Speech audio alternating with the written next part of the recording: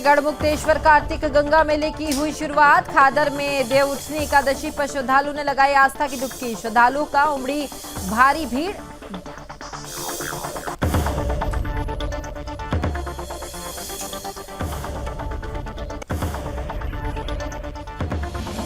मथुरा के चंद्रोदय मंदिर में 3 दिवसीय कार्तिक उत्सव मेला हुआ शुरू। मथुरा नौका रूपी कुंज महल में किए गए दर्शन। श्री राधा वृंदावन चंद्र ने भी किए भक्तों को दर्शन। भक्तों की उमड़ी भारी भीड़।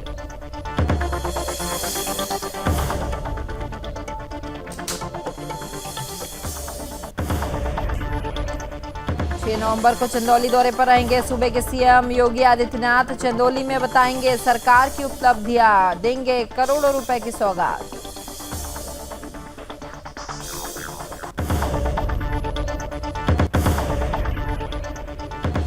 रूपेडीहा में पिछले 1 माह में डेंगू का प्रकोप। डेंगू ने पसारे पैर, कई लोग डेंगू की चपेट में। रेलवे स्टेशन के पास कूड़े कचरों का लगा ढेर। स्वास्थ्य विभाग स्थानीय प्रशासन कब लेगा संज्ञान।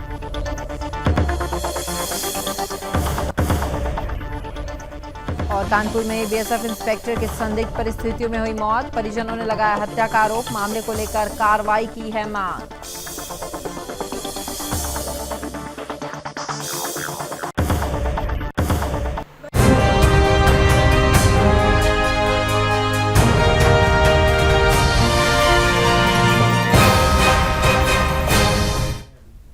नमस्कार, आपका राज्य आपकी खबर देख रहे हैं आप और मैं हूं आपके साथ स्मारिका ठाकरे।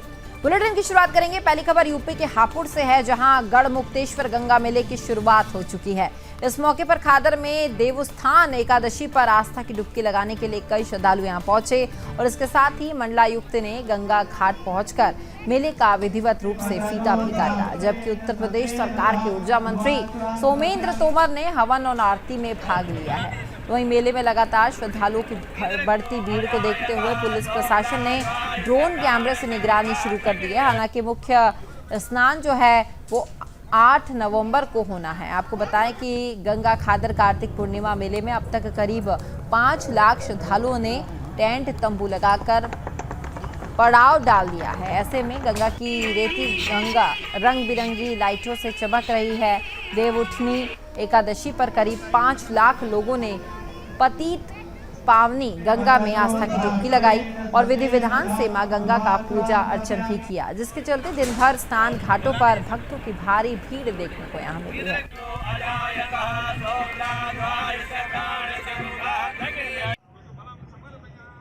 देखिए, लगभग अब तक जो यहाँ पे लोग आए हुए हैं श्रद्धालु, वो लगभग 3 से 4 लाख के बीच में आ चुके हैं। और जो हमारा ये मेला क्षेत्र है, इसको हमने पूरा जो जनपद में 2 सुपर जोन्स में डिवाइड किया है, जिसमें एक ब्रिज घाट की सुपर जोन आती है और दूसरा ये हमारा मेला क्षेत्र जहाँ पे हम खड़े हैं, ये सुपर जोन आती है।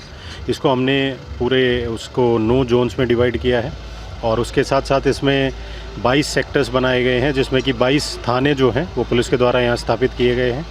हमारी जो पीएससी की 5 कंपनी लगी हैं यहाँ पे लॉ एंड ऑर्डर के लिए, जिसमें से 2 जो हमारी कंपनीज़ हैं वो फ्लड। तो वहीं यूपी के चंदौली में सीएम योगी आदित्यनाथ 6 नवंबर को चंदौली दौरे पर रहने वाले हैं। इस मौके पर सीएम योगी सरकार की उपलब्धियों को भी बताएंगे और साथ ही जिलों को करोड़ों रुपए की सौगात भी वो देने वाले हैं।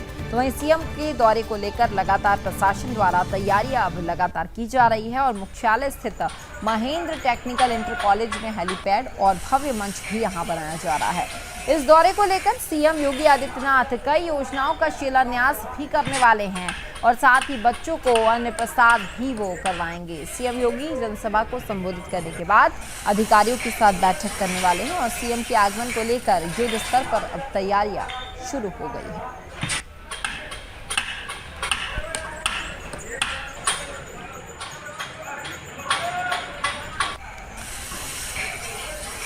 तो आपको बताएं 6 नवंबर को चंदौली दौरे पर रहने वाले हैं सीएम योगी आदित्यनाथ और सरकार की उपलब्धियों के बारे में सीएम योगी आदित्यनाथ बताएंगे और साथ ही कई करोड़ रुपए की सौगात भी वो चंदौली की जनता को देने वाले हैं। देखिए किस तरीके से हेलीपैड और भव्य मंच यहां पर बनकर तैयार किया जा रहा है, क्योंकि सूबे के मुख्यमंत्री योगी आदित्यनाथ जो है वो 6 नवंबर को चंदौली पहुंचने वाले हैं और इसे लेकर तमाम तैयारियां जो है वो चंदौली में की जा रही है।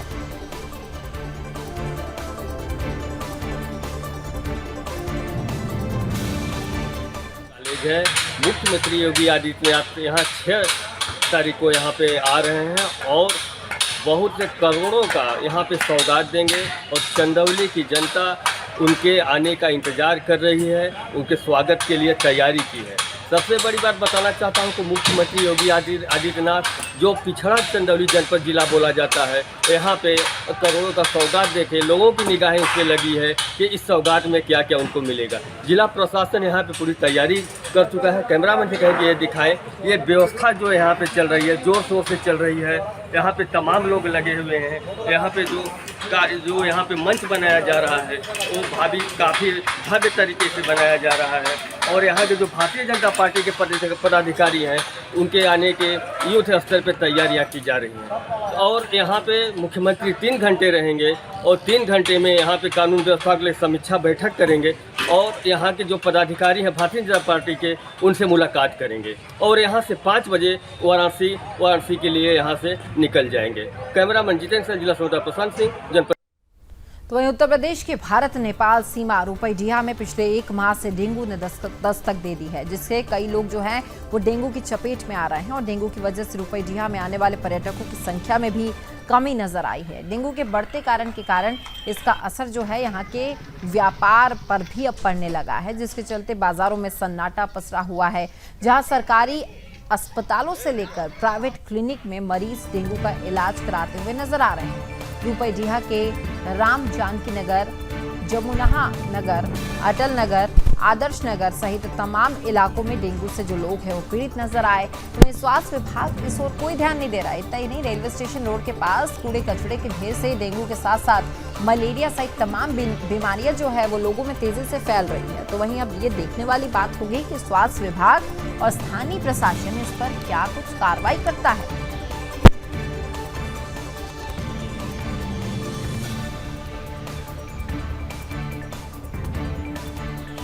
मोहल्ले में डेंगू का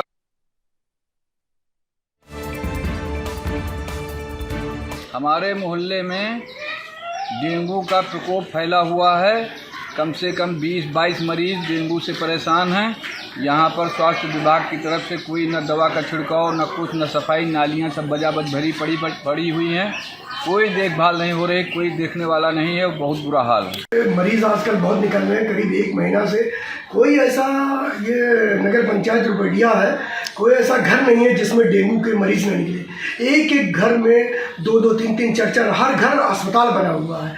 लेकिन फिर भी प्रशासन की नज़र, खासकर स्वास्थ्य विभाग की नज़र होनी चाहिए। स्वास्थ्य विभाग को यहाँ देखना चाहिए। स्वास्थ्य विभाग कोई काम नहीं कर रहा है। भारत नेपाल सीमा पर विगत 1 माह से डेंगू का प्रकोप काफी देखने को मिल रहा है। अधिकांश गांवों में डेंगू का प्रकोप बढ़ा हुआ है। वहीं अगर भारत नेपाल सीमा के रुपईडीहा की बात की जाए तो रुपईडीहा में भी डेंगू का प्रकोप काफी देखने को मिल रहा है। सरकारी अस्पताल से लेकर प्राइवेट क्लिनिक तक में मरीजों की संख्या देखने को मिल रही है। आपको बता दें कि भारत नेपाल सीमा पर देश विदेश से पर्यटक घूमने आते हैं। वही पड़ोस में नेपाल है और नेपाल के अधिकांश नागरिक रोजमर्रा की सामान खरीदने रुपईडीहा आते हैं।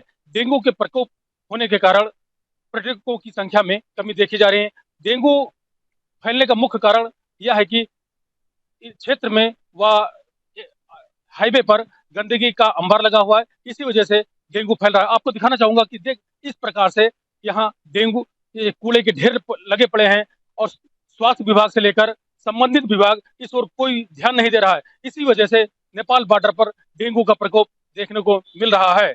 रुपईडीहा से तो वहीं यूपी के कानपुर में बीएसएफ इंस्पेक्टर की संदिग्ध परिस्थितियों में मौत का मामला सामने आया। तो वहीं मौत की घटना पर जो है परिजनों ने हत्या का आरोप जताया है। साथ ही मृतक इंस्पेक्टर की पत्नी ने प्रेस वार्ता करके बीएसएफ अधिकारियों पर पति की हत्या करने का आरोप लगाया है। मृतक इंस्पेक्टर की पत्नी का यह आरोप है कि अधिकारियों द्वारा उनके पति का उत्पीड़न किया गया और साथ ही उन्होंने इस पूरे मामले में जो है पुलिस ने रिपोर्ट भी दर्ज नहीं की है, लेकिन घर आए कई नेताओं ने इंसाफ दिलाए जाने की बात जरूर कही है। तो वहीं अब परिजनों ने इस पूरे मामले को लेकर कार्रवाई की मांग की है।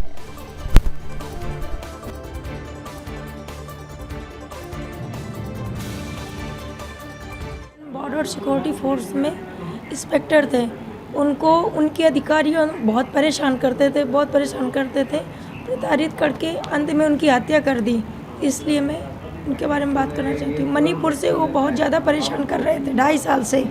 और एक अजय एसी है, उसने कहा था सत्यनारायण साहब तुम्हारा सफाया मैं पंजाब में करूँगा और तुम्हारे परिवार का सफाया कानपुर में करूँगा। हमारे कानपुर में बहुत बड़े बड़े लिंक हैं। और फिर ये छुट्टी वहाँ से आ गए मणिपुर से 45 दिन की।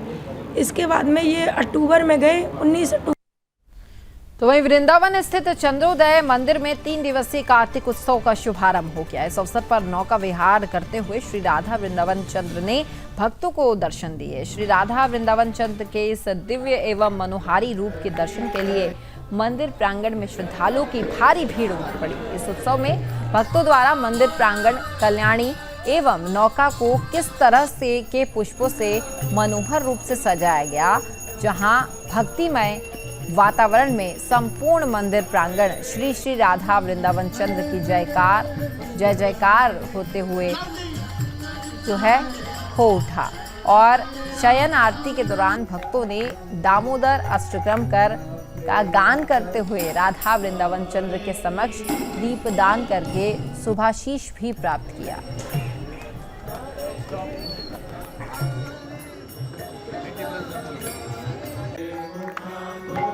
कार्तिक उत्सव में आज हमने 3 दिवसीय जो कार्तिक उत्सव का आयोजन किया था वृंदावन चंद्रोदय मंदिर में। इसका प्रथम दिन था और हमने भगवान को नौका विहार करवाया। तो शाम को लगभग 6 बजे भगवान की पलकी निकली थी और सभी भक्तों ने कीर्तन करते हुए भगवान की पालकी निकाली।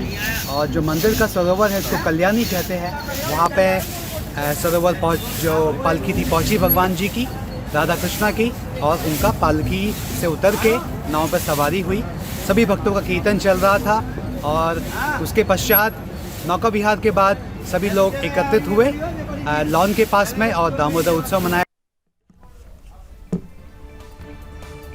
वहीं बढ़ते डेंगू के मामले और मरीजों की बढ़ती संख्या और मौत को लेकर हाल ही में जो है उच्च न्यायालय की उत्तर प्रदेश सरकार को लगी फटकार के बाद से सरकारी महकमे में बहुत असर देखने को जो है नहीं मिल रहा है। लेकिन सरोजनी नगर विधानसभा क्षेत्र के विधायक राजेश्वर सिंह ने एक जिम्मेदार जनप्रतिनिधि होने का एहसास कराया। इस कड़ी में विधायक ने अपने विधानसभा कार्यालय में आयोजित कार्यक्रम में 50 स्प्रे मशीनों और 50 फॉगिंग मशीनों का बीजेपी कार्यकर्ताओं को वितरण किया और साथ ही विधानसभा के 17 वार्डों में जो है डेंगू लार्वा और रोगाणु नाशक रसायन और छिड़काव करने वाले लोगों के लिए डांगरी की व्यवस्था जो है यहाँ की गई है। तो वहीं कार्यक्रम में सभी वार्डों के पार्षद और उनके प्रतिनिधि सहित बीजेपी कार्यकर्ता मौजूद रहे।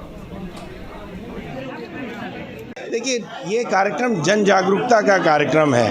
कोई भी महामारी हो, कोई भी बीमारी हो, जब तक जनता जागरूक नहीं होगी और जब तक जनता का हर अंग उसके साथ नहीं होगा सरकार के साथ, तब तक किसी चीज़ को रोका नहीं जा सकता। सरकार अपने में हर कार्य नहीं कर सकती है। हम सबको, जनप्रतिनिधियों को, सिविल सोसाइटी को, RWAs को, पत्रकार बंधुओं को, हर सबको साथ आना पड़ेगा, जागरूकता फैलानी पड़ेगी, सफाई पे ध्यान देना पड़ेगा और संसाधन उपलब्ध कराने रहेंगे। संसाधन सरकार भी उपलब्ध करा रही है और मैंने भी उपलब्ध कराए हैं, 50 मशीनें उपलब्ध कराई हैं ताकि जनता को विश्वास रहे कि जहाँ पे भी वो शिकायत करेंगे यहाँ पे गंदगी है या यहाँ पे स्प्रे की आवश्यकता है, यहाँ फॉगिंग की आवश्यकता है, वहाँ पे तत्काल हमारे पार्षद अपनी टीम भेज के और वहाँ पे फॉगिंग करा देंगे और डेंगू से तो फिलहाल इस बुलेटिन में इतना ही, लेकिन सुदर्शन न्यूज में खबरों का सिलसिला लगातार जारी रहेगा। जय हिंद।